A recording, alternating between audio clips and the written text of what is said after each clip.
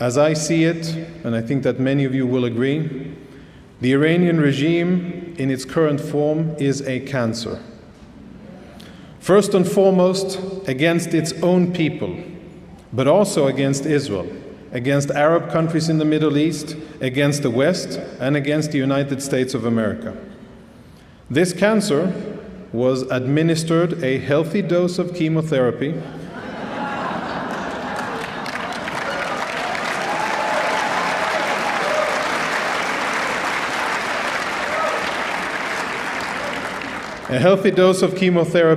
in the shape of F-35, F-15, and B-2 bombers.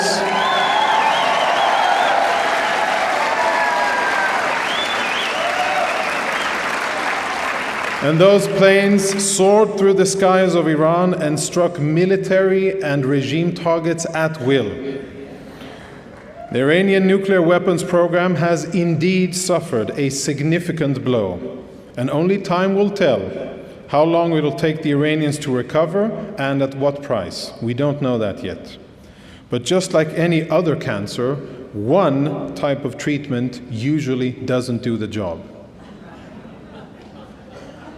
The regime has already announced in the past days that it will do the following. Iran will continue to attempt to enrich uranium on Iranian soil. It will continue to aspire to destroy the so-called Zionist entity, their name for Israel. And yesterday, the two most senior Islamic clerics issued fatwas, religious decrees or edicts, that practically call for the assassination of the President of the United States of America. They have also called for the imprisonment and execution of the head of the UN Atomic Agency, Mr. Rafael Grossi, and they're threatening to stop cooperating with international inspections. In his defiant so-called victory speech, Supreme Leader Khamenei threatened President Trump, he threatened the US, Europe, and of course Israel. Funny, I always thought that victory speeches were delivered in front of masses above ground, not from bunkers. But I guess the Iranians have a different sense of victory.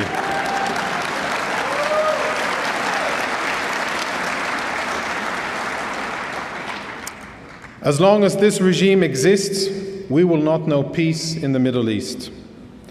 As long as this regime exists, they will prioritize the destruction of the nation state of the Jewish people over the prosperity of their own people. That is why I stand before you today and urge you to understand the opportunity at hand. In its current shape and leadership, this Iranian regime has no right to exist.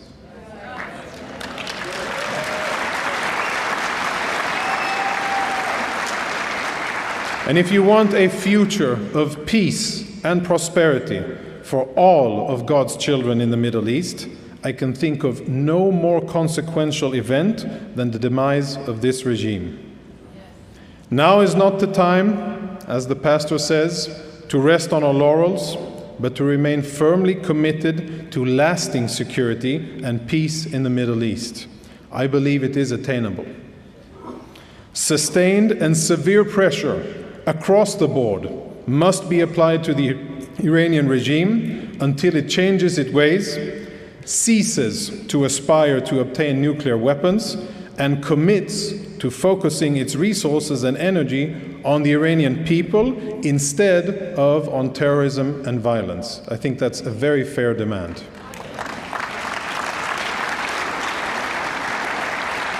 If it doesn't, if the Iranians refuse, that regime should face the combined might of the United States and of Israel and all other peace-loving nations on earth.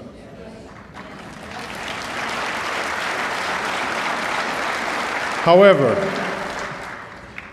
only the Iranian people can topple that regime, and only they should shape the future of their country. But after decades of oppression, they will need external help.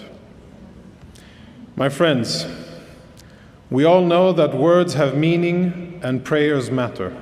We see that before us. We see it turn into reality. Therefore, together, I think we need to focus on the following. I think we need to maintain and strengthen the alliance between the US and Israel, which has proven to serve the interests and needs of both countries exceedingly well. Those challenging this alliance come from within as well as the usual detractors. We should be wary of them. We should also target the Iranian regime and force it either to change its wicked ways or to be undone. We should defeat Hamas in Gaza and free the remaining 50 Israeli hostages.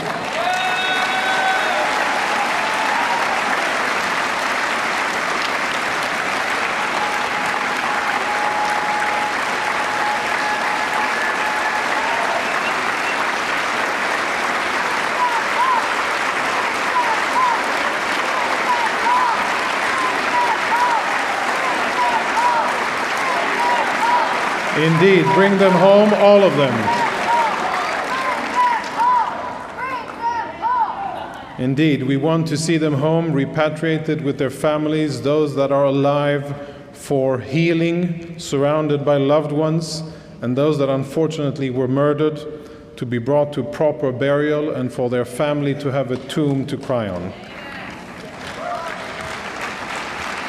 So we should defeat Hamas, free the remaining 50 Israeli hostages, and then start the long process of rebuilding Israeli communities and then the Gaza Strip, together with regional and global partners.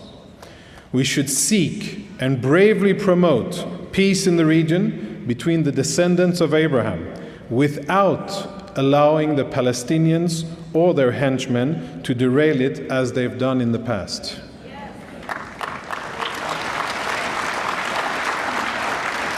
And last but not least, we must continue to fiercely defend Judeo-Christian values, democracy, and common decency in the media, on our streets, on campuses, and online.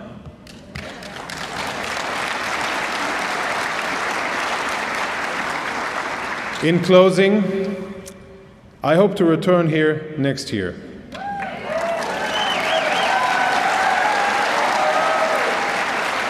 I hope to return here next year and celebrate the achievements that we will accomplish together. I dream of kindergartens in Nahal Oz and Metula, close to Gaza and close to Lebanon. I dream of them full of smiling Israeli children who feel safe in their homes where their families prosper.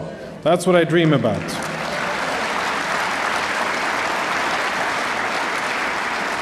I yearn for closure and comfort for the families of the hostages after the return of their loved ones.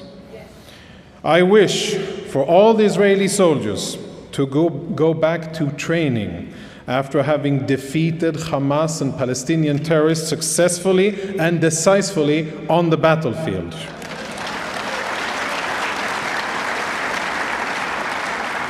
I hope for a united Israel, because strength comes from unity.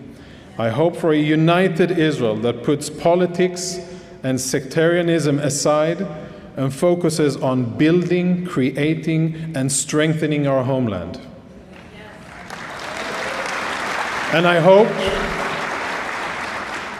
hope, maybe I'm a little bit naive, but I still hope and pray for it, that Israel will receive the support and gratitude that it deserves from the West and the world, from being the bulwark defending democracy and light against barbarism and darkness, because that is what Israel is.